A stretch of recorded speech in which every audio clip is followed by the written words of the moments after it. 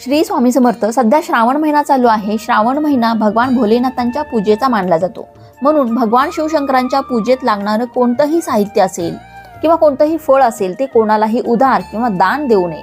असे केल्याने भगवान महादेवांची कृपा आपल्यावरती राहत नाही.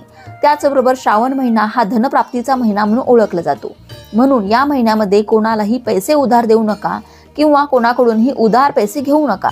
कारण श्रावण महिन्यामध्ये उधार दिलेले पैसे परत लवकर भेटत नाहीत आणि जर उधार पैसे घेतले तर ते कर्ज वाढत जातं. त्यामुळे कोणाकडूनही उधार पैसे घेऊ नका किंवा देऊ नका. त्याचबरोबर आपण श्रावण महिन्यामध्ये शिवलिंगावरती पांढऱ्या रंगाच्या वस्तूंनी अभिषेक केला जातो. जसे की दूध, दही, तांदूळ या वस्तू श्रावणात कोणी मागायला आले तर अजिबात देऊ नका. यामुळे आपल्या घरातील सुख समृद्धी दुसऱ्यांच्या घरी जाते. त्याचबरोबर कोणत्याही प्रकारचे घड्याळ कोणालाही भेट देऊ नका किंवा कोणाकडूनही घड्याळ भेट घेऊ नका. कारण त्या व्यक्तीची चालू असलेली वाईट वेळ आपल्यावरती